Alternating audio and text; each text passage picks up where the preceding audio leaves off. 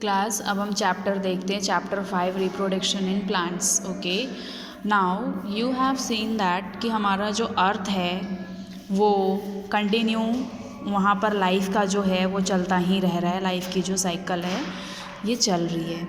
ऐसा क्यों है? ऐसा है, ये सब है रिप्रोडक्शन की वजह से। ओके, आप देखो हमने पढ़ा है लाइफ प्रोसेस में न्यूट्रिशन है, डाइजेशन, रेस्पिरेशन, ऑर्गेन, ये सारे पढ़े हैं। इसमें एक और दूसरा इम्पॉर्टेंट प्रोसेस है रिप्रोडक्शन। रिप्रोडक्शन की वजह से जो न्यू ऑर्गेनिजम्स हैं वो अपने टाइप अपने ही जैसा रिप्रोड्यूस करते हैं और इससे क्या हो रहा है, हमारे अर्थ पे लाइफ साइकिल जो है कंटिन्यू चलता जा रहा है। और हम अब पढ़ने वाले रिप्रोडक्शन इन प्लांट्स। प्लांट्स में जो रिप्रोडक्शन है दो तरह का है, असेक्सुअल एंड सेक्सुअल रिप्रोडक्शन। सबसे पहले हम असेक्सुअल रिप्रोडक्शन को डील करेंगे। असेक्सुअल रिप्रोडक्शन का मतलब होता है जिसमें हमें सिंगल पेरेंट की ज़रूरत है, ठीक है, जिसमें हमें सिंगल पेरेंट की ज़रूरत है। तो सिंगल पेरेंट से ही रिप्रोडक्शन होगा, यानी मेल फीमेल दोनों की ज़रूरत नहीं है, एक सिंगल पेरेंट की ज़रूरत है फीमेल की। फिर इसमें क्या होता है, असेक्सुअल रिप्रोडक्शन जो है ये चार तरह का है, budding, spore formation, fragmentation and regeneration, vegetative propagation. Budding में हम पढ़ेंगे, बडिंग जो है आप देखिए ये फर्स्ट है बडिंग। बडिंग में क्या होता है कि जो पेरेंट सेल है उसमें से एक छोटा सा बड निकलेगा, ठीक है। ये बड जो है थोड़ा और बड़ा होगा और ये जो उसकी न्यूक्लियस है ये डिवाइड हो करके, ये जो इसकी न्यूक्लियस है ये दो में डिवाइड हो जाएगी, फिर यहाँ भी चली आई। उसके बाद देखो ये यहाँ से ये दो अलग हो गए, ऐसे करके ये दो बन जाएंगे। ऐसे ही 2 से 4, 4 से 8 वो मल्टीप्लाई हो करके आगे की तरफ बढ़ते जाएंगे। तो आप देख रहे हो ये जो इस टाइप की जो रिप्रोडक्शन है ये कहलाती है बडिंग प्रोसेस। अब आप देखो बडिंग होता किस में है। यीस्ट प्लांट में जो है, यीस्ट जो है वो बडिंग से रिप्रोड्यूस करता है, ठीक है। अब आ जाओ स्पोर फॉर्मेशन पे। स्पोर फॉर्मेशन होता है ऐसे प्लांट्स में, ये है मॉस, ठीक है, ये मॉस का प्लांट है। और उसी तरह से ये देखो आप, ये मशरूम है। स्पोर फॉर्मेशन में क्या होता है कि ये जो है इसके अंदर क्लोज होते हैं, ये एक हार्ड शेल से बने हुए थे इस मॉसेस में, ये हार्ड शेल में क्लोज होते हैं। उसके बाद जब ये बर्स्ट करेगा तो ये स्पोर्स इसमें से निकलेंगे और जहाँ जहाँ स्पोर्स जाएंगे वो अगेन एक न्यू प्लांट को ग्रोथ होने के लिए हेल्प करेगा। स्पोर्स होते कहाँ हैं? Spores are covered by thick and hard protective coating. Okay, तो वहाँ स्पोर्स बंद होते हैं। फेवरेबल कंडीशन जब आती है तो ये थिक कोटिंग जो है वो ब्रेक हो जाती है और ओपन होकर के सारे स्पोर्स जो हैं वो जर्मिनेट करते हैं, यानी वो और आगे बढ़ते हैं, रिप्रोड्यूस करते हैं। स्पोर्स जो है वो इतने लाइट होते हैं कि वो एयर, वाटर, इन सब से लॉन्ग डिस्टेंस तक ट्रैवल करते हैं। कहने का मतलब है हवा उन्हें उड़ा के ले जाती है, पानी उन्हें बहा करके लॉन्ग डिस्टेंस तक ले जाती है, वहाँ जाके वो जर्मिनेट करते हैं। तो ये होते हैं स्पोर फॉर्मेशन से कौन कौन जर्मिनेट करता है? Mushroom, mould, ferns, mosses, they is all reproduce by spore formation. Then come to the fragmentation and regeneration. Fragmentation का मतलब होता है जैसे स्पाइरोगिरा। स्पाइरोगिरा जो है वो रिप्रोड्यूस करता है फ्रेगमेंटेशन प्रोसेस से। ये आप देख रहे हो, इसमें देखो यहाँ पे ये सेप्टा फॉर्म होगा, यानी एक डिस्टेंस फॉर्म होगी और धीरे धीरे ये जो है अपने आप अलग हो जाएगा।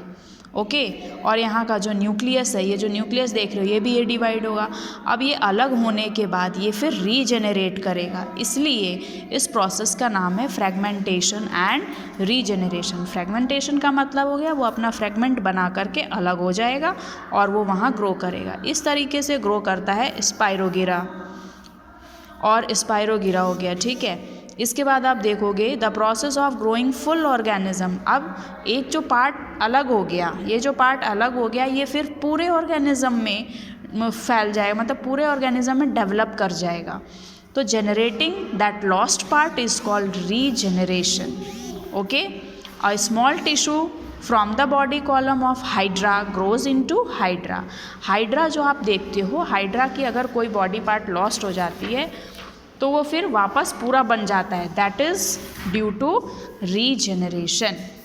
ओके, इसके बाद आप आ जाओ वेजिटेटिव प्रोपगेशन में, वेजिटेटिव प्रोपगेशन जो है ये होता, इसके कहने का मतलब है प्लांट के जो भी वेजिटेटिव पार्ट होते हैं जैसे रूट, स्टेम, लीफ, इन रूट, स्टेम, लीफ, इनसे जो प्लांट ग्रो करेंगे उसको कहते हैं वेजिटेटिव रिप्रोडक्शन, वेजिटेटिव प्रोपगेशन।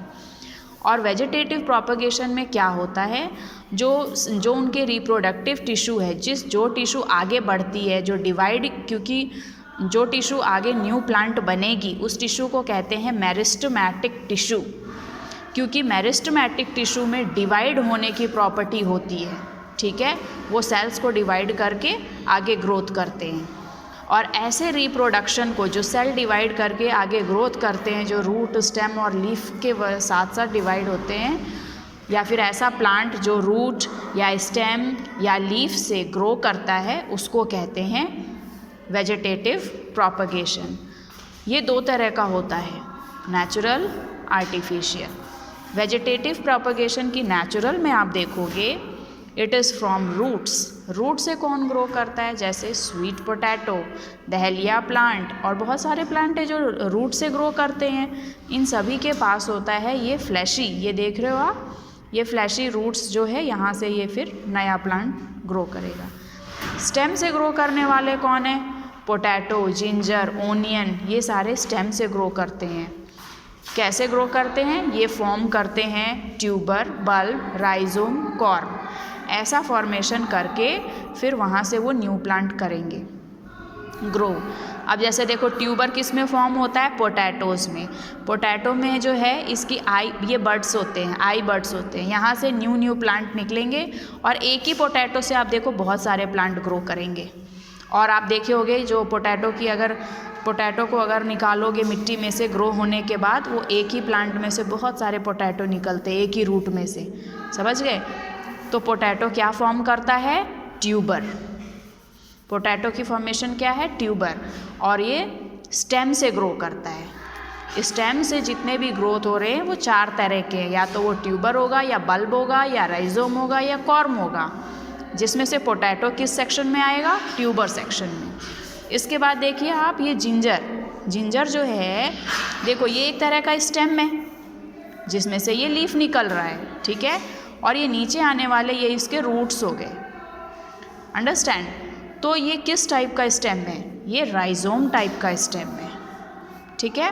तो राइजोम टाइप की जो चीज़ है, जो ग्रोथ है, वो देखी जाती है जैसे कि जिंजर में।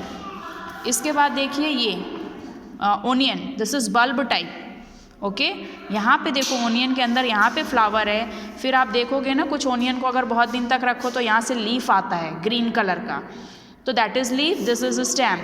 और यहाँ पर देखो लैटरल बड है, ये बड आ रहा है। फिर जब ये स्टार्ट ऑफ द सीज़न में ऐसा है, जब ये सीज़न ख़त्म हो जाएगा यानी ओनियन पूरा मैच्योर हो जाएगा, तो आप देखिए ये अपने आप ये जो बड है ये इतना बड़ा हो गया, फिर ये इस ओनियन से अलग हो जाएगा और एक अलग ओनियन बना लेगा, ठीक है। तो इस तरह से ये बल्ब फॉर्म करते हैं। इसके बाद फोर्थ टाइप में आ जाओ, कॉर्म। कॉर्म में क्या होता है, कॉर्म क्या है, कॉर्म है आपका thick solid food storing, thick solid and food storing ground stem में वो, जैसे कि ये क्या है, ये जो है इस तरह से स्टेम है, ये एक तरह से यहाँ से ये लीफ आ रहा है और ये जो स्टेम है हम इसे ही खाते हैं। आपने ओल देखा होगा, या फिर एक और जो छोटा ओल आता है और एक अरबी आती है, अरबी भी आपने देखा है, तो वो यही है, वो कॉर्म है, ठीक है। इसमें उसकी फूड स्टोरेज होती है, यहाँ से न्यू प्लांट आ रहा है, ये नया प्लांट यहाँ से इसका लीफ ग्रो करेगा, and this is its roots. तो ये रूट हो गया, ये स्टेम हो गया, ये लीफ हो गया जो यहाँ से ये आगे बढ़ेगा। तो ये किस टाइप का है, ये कॉर्म टाइप का thick solid food storing underground stem हो गया ये, ठीक है। इसके बाद आता है इसका नेक्स्ट टाइप है लीव्स। लीव्स से भी ग्रोथ होती है। हमने रूट पढ़ा, स्टेम पढ़ा, स्टेम में भी हमने 4 तरीके पढ़े, और थर्ड है लीफ। लीफ से कौन ग्रो करता है, ब्रायोफाइलम एंड बेगोनिया, ठीक है। लीफ से ग्रो करता है ब्रायोफाइलम एंड बेगोनिया। ये देखो ये ब्रायोफाइलम की है। इसमें क्या होता है, जो लीफ का साइड है ना, यहीं से दूसरा पत्ता निकलेगा, ओके, और ये धीरे धीरे अंदर अपने रूट्स बना देगा, और नया पत्ता निकलेगा। फिर ये पत्ते भी इसी तरह से रूट्स बना लेंगे मिट्टी में और वहाँ से नया पत्ता निकलेगा। तो ये लीफ से ग्रो कर रहा है। ओके, तो this is 3 types of natural method of vegetative propagation. अब हम नेक्स्ट वीडियो में पढ़ेंगे artificial method of vegetative reproduction, vegetative propagation. Thank you.